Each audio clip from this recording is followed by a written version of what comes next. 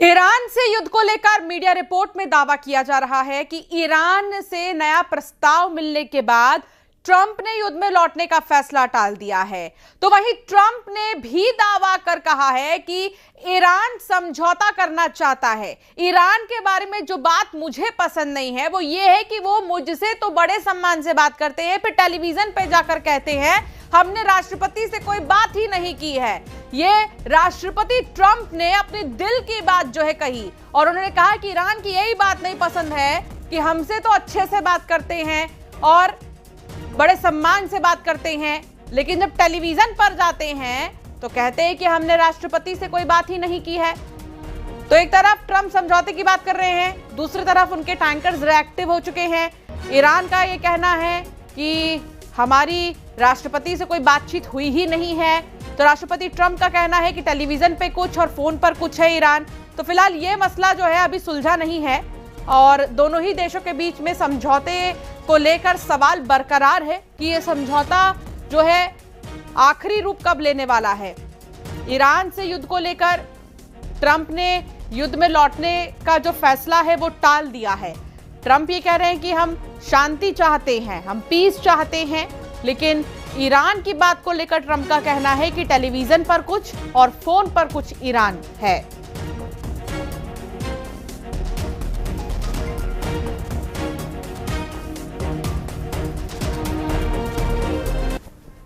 What I don't like about Iran is they'll talk to me with such great respect, and then they'll go on television, they'll say, we did not speak to the president. We did not, I just spoke to, we did not speak to the president. So they play games, but let me just tell you, they want to make a deal.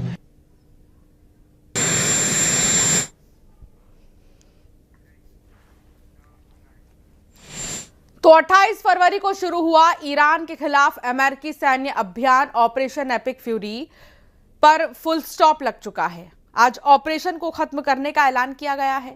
68 दिनों तक चले इस operation में America ने Iran के सैन्य और रणनीतिक ठिकानों को निशाना बनाया है।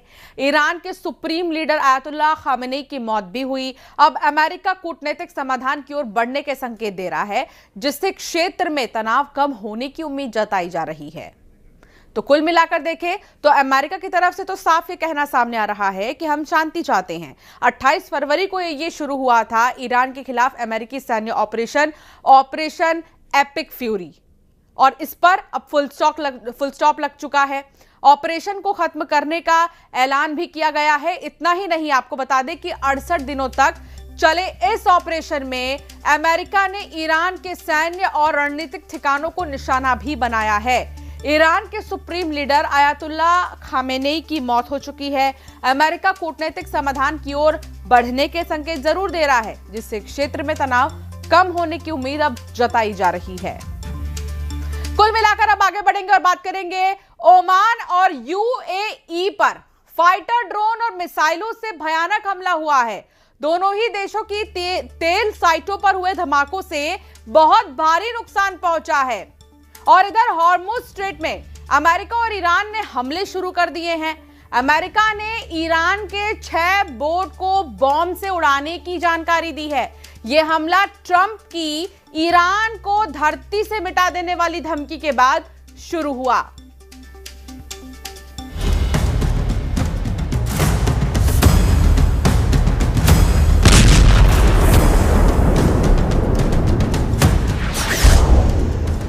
जंगी जहाज से ईरान पर हमला फाइनल।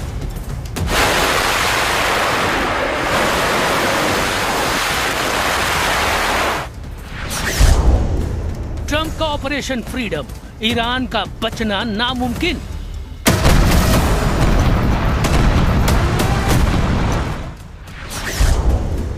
ट्रंप की धमकी, ईरान को हथियार देने वाले अब नहीं बचेंगे। ईरान के मिसाइल अलर्ट से खाड़ी में एयर इमरजेंसी।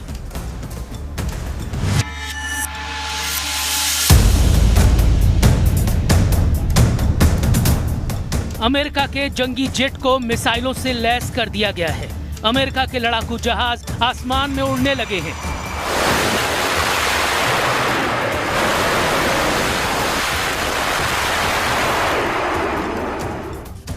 अमेरिका सबसे भयानक हमलों के लिए रेडी है, क्योंकि अब की बार ईरान ने हमलों की शुरुआत की है। ट्रंप को चैलेंज देकर ईरान ने संयुक्त अरब अमीरात को ड्रोन और मिसाइल हमलों से दहला दिया है। ईरान ने अमेरिकी नौसेना के युद्धपोत पर मिसाइल हमले का दावा तक किया है। ईरान की फार्स न्यूज एजेंसी ने बताया है कि जास्क के पास अमेरिकी नौसेना के जहाज पर 2 मिसाइलें गिरी हैं। रिपोर्ट में कहा गया है कि इस अमेरिकी युद्धपोत ने रिवॉल्यूशनरी गार्ड की चेतावनियों को नजरअंदाज कर दिया था, जिसके बाद मिसाइलों के धमाके किए गए।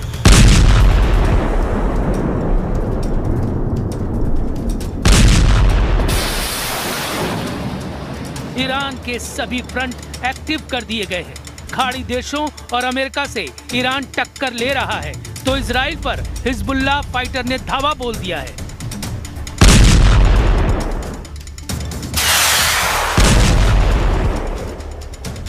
संयुक्त अरब अमीरात की फुजैराह ऑयल साइट है ये।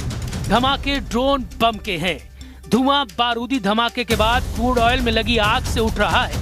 यूएई ने जानकारी दी है कि उसके एयर डिफेंस सिस्टम ईरान के ड्रोन और मिसाइलों को रोक नहीं पा रहे हैं, जबकि यूएई ने अपने सभी एयर डिफेंस सिस्टम से अंधाधुंध मिसाइलों की बौछार कर ईरान के ड्रोन तूफान को रोकने का ऑपरेशन ऑन कर रखा है, क्योंकि ईरान की मिसाइल हमलों के अलर्ट से यूएई के 7 अमीरात में सायरन बज रहा है। फुजैराह मीडिया कार्यालय ने जानकारी दी है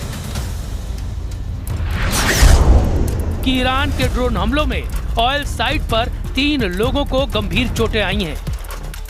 फ्लाइट रडार 24 की रिपोर्ट के मुताबिक ईरान के ड्रोन और मिसाइल हमलों के खौफ से यूएई के दुबई और शारजाह जाने वाली सभी उड़ानें फिलहाल रद्द कर दी गई हैं। ईरान के भीषण हमलों से भड़के ट्रंप ने धमकी दी है कि ईरान को धरती से मिटा दिया जाएगा।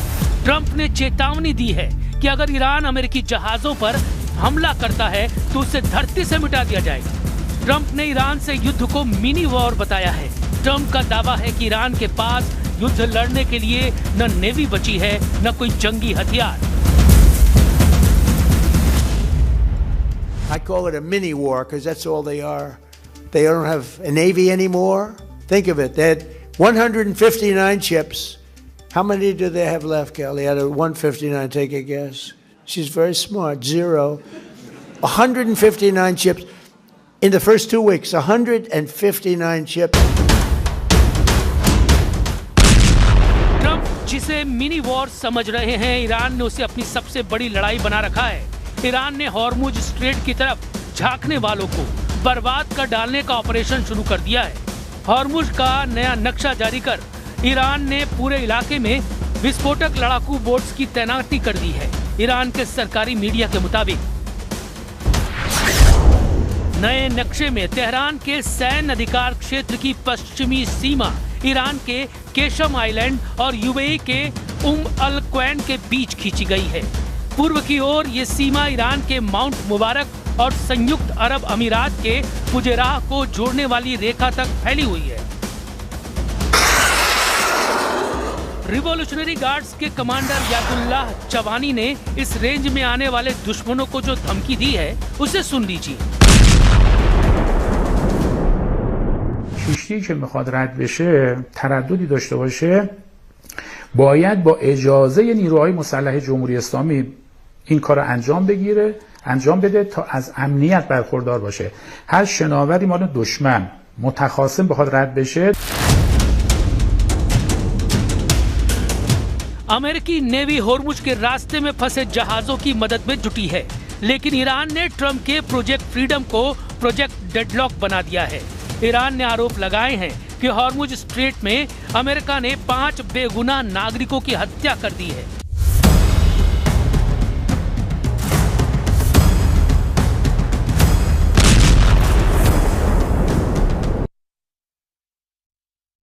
हॉर्मुज में तनाव बरकरार है।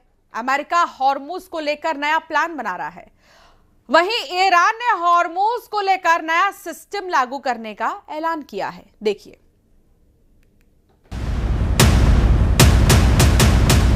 जबकि अमेरिकी एडमिरल ब्रैड कूपर ने दावा किया है कि हॉर्मुज में रिवॉल्यूशनरी गार्ड के 6 जहाजों को तबाह कर दिया गया है।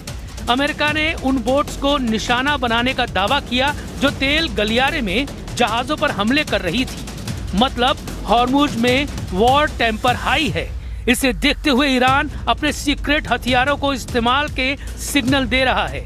ईरान ने आत्मघाती ड्रोन अराश 2 से लंबी दूरी तक हमलों का बंदोबस्त कर लिया है। अराश ड्रोन की रेंज में सभी खाड़ी देश के साथ इजराइल भी आता है। अराश 2 ड्रोन एक कार से भी लॉन्च किया जा सकता है। ये हाई मैग्नेटिक वेव पैदा नहीं करते, इसलिए इन्हें ढूंढना मुश्किल होता है। ईरान ने दावा किया कि ये 2000 किलोमीटर तक हमला कर सकता है और ईरान ने इसे इजराइल के हाइफा और तेल अवीव को निशाना बनाने के लिए बनाया है, क्योंकि हाइफा ईरान से 1855 किलोमीटर और तेल अवीव 1903 किलोमीटर दूर है। विस्फोटक ड्रोन की पूरी रेंज ईरान को बेखौफ बनाए हुए है। वहीं अमेरिका इजराइल को ईरान के परमाणु बमों का खौफ फिर परेशान करने लगा है। अमेरिकी इंटेलिजेंस के आकलन बता रहे हैं कि ईरान को परमाणु हथियार बनाने में अब भी उतना ही समय लगेगा जितना फरवरी 2026 में युद्ध भड़कने से पहले लगना था। मतलब अमेरिका ईरान से चल रहे युद्ध से ईरान के एटमी प्रोग्राम को कोई खास नुकसान नहीं पहुंचा है। इंटेलिजेंस रिपोर्ट में कहा गया है कि अगर ईरान के परमाणु कार्यक्रम के खतरे को टालना है तो उसका यूरेनियम भंडार पूरी तरह से तबाह करना जरूरी है। 9 से 10 एटम बम का यूरेनियम ईरान के पास है। ट्रम्प बार बार ये कह रहे हैं कि ईरान के पास ये एटम बम नहीं होने चाहिए। वो बताना नहीं भूलते कि ईरान के एटमी हथियारों से दुनिया को खतरा है।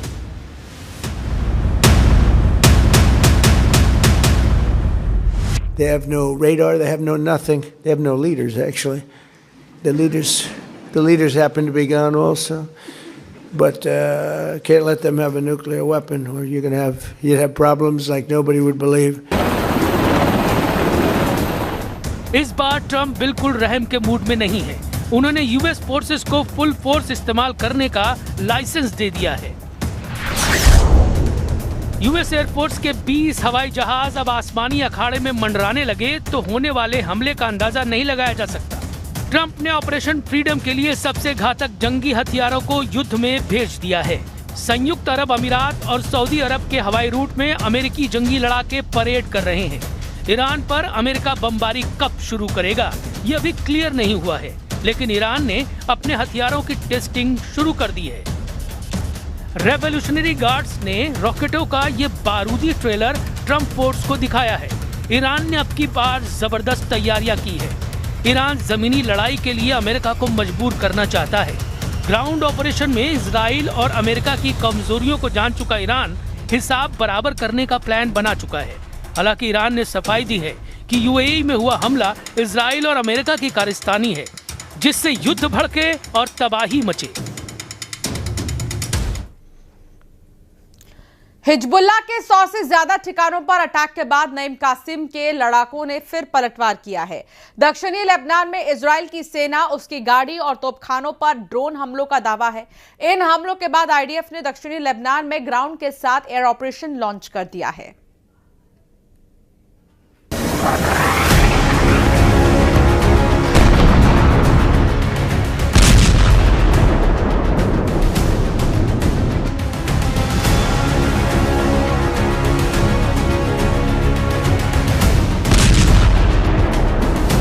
क्या ईरान ने जंग का ऐलान कर दिया?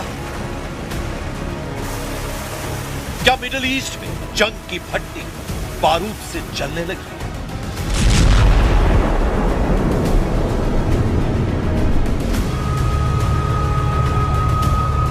यूएई में तबाही का ट्रेलर दिखाकर क्या तेहरान ने इजराइल में तबाही का टाइम फिक्स कर दिया?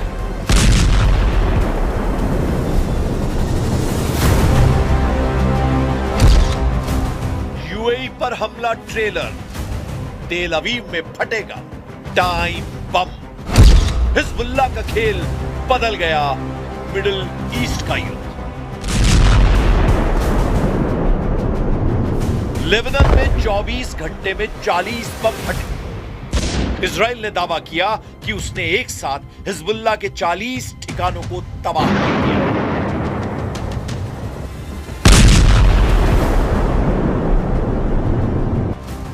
आईडीएफ अब तक हिजबुल्लाह के 150 से ज्यादा ठिकानों पर अटैक कर चुका है। 8 अप्रैल को उसने सबसे बड़ा हमला किया, 10 मिनट में 100 से ज्यादा स्ट्राइक की। 27 अप्रैल को आईडीएफ ने पूर्वी लेबनान में बेका वैली और दक्षिणी लेबनान में बिन जेबिल में हिजबुल्लाह के इंफ्रास्ट्रक्चर को निशाना बनाया। 2.5 साल जंग लड़ने के बाद भी इजराइल के हाथ खाली हैं। क्या हिजबुल्लाह का हथियार छीन पाए नेतन्याहू? क्या दक्षिणी लेबनान पर कब्जा कर पाए नेतन्याहू? क्या तेहरान को डरा पाए नेतन्याहू? इजराइल के सेना का दावा है कि अक्टूबर 2023 से अब तक उसने हिजबुल्लाह के 3,500 से ज्यादा ठिकानों पर हमले किए हैं। 1,000 से ज्यादा ऑपरेशन को अंजाम दे चुका है, जिसमें 800 से ज्यादा तो सिर्फ एयर स्ट्राइक है। सैकड़ों हिजबुल्लाह कमांडर्स को मार चुका है। उनकी मिसाइल और रॉकेट क्षमता को 80% खत्म कर चुका है। लेकिन पिछले हफ्ते ही हिजबुल्लाह ने इजराइल की सेना को चौंका दिया। हिजबुल्लाह के ड्रोन अटैक से आईडीएफ की बटालियन हक्का बक्का रह गई। इजरायली सेना की यूनिट में अफरा तफरी मच गई। ड्रोन अटैक को नाकाम करने के लिए आईडीएफ के सैनिक इधर से उधर भागने लगे।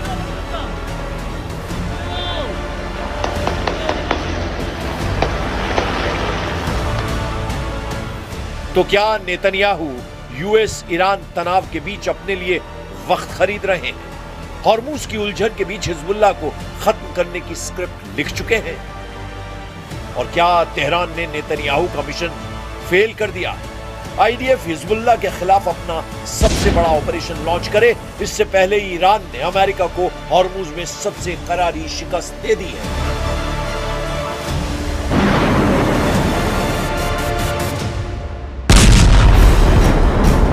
ईरान की मीडिया ने दावा किया कि हॉर्मुज स्ट्रेट से गुजर रहे अमेरिकी युद्धपोत पर 2 मिसाइलें दागी गईं। दावा किया गया है कि हमला तब हुआ जब अमेरिकी जहाज ने ईरान की चेतावनी को मानने से इनकार कर दिया। हालांकि कुछ घंटे बाद ही अमेरिका ने ईरान के दावे को खारिज कर दिया और किसी भी अटैक से इनकार किया। बाद में खबर आई कि ईरान के हमलों के बीच अमेरिका के 2 जंगी जहाजों ने हॉर्मुज को पार किया।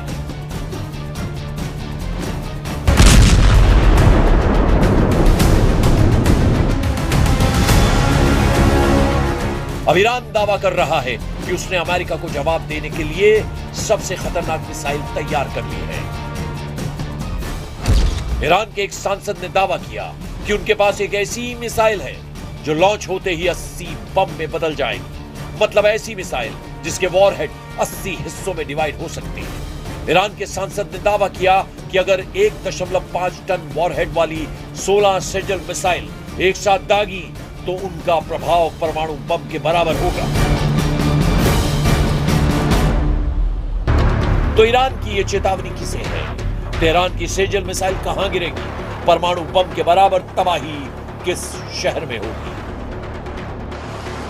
क्या यह मिसाइल इजराइल की राजधानी यरूशलेम में फटेगी? क्या पहले की ही तरह तेहरान फिर इस मिसाइल से तेल अवीव को टारगेट करेगा ताकि इजराइल को सबसे बड़ी चोट दे सके?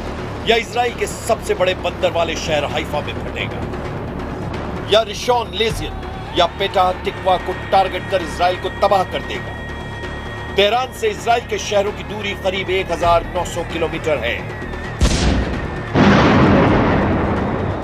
और ईरान के जिस सेजल मिसाइल का जिक्र किया उसकी रेंज 2000 से 2500 किलोमीटर है। इसमें 500 से 1500 किलो तक वॉरहेड फिट किया जा सकता है। इसकी रफ्तार 13 मैक यानी 16,000 किलोमीटर प्रति घंटा है। חזקה מאי פעם, וישראל תמיד חייבת להיות הרבה יותר חזקה מהאויבים שלנו. ולכן אני דוגל בשני עקרונות, התעצמות ועצמאות. ביחס להתעצמות, אנחנו רוכשים 2 טייסות של מטוסים חדישים, F-35 ו-F-15IA. तो क्या नेतन्याहू पहले ही जानते हैं कि वो हिजबुल्लाह के खिलाफ जितना तेज ऑपरेशन करेंगे तेहरान से उतनी ही जल्दी हमला होगा? इजराइल हमेशा जवाब देता है और जोरदार देता है।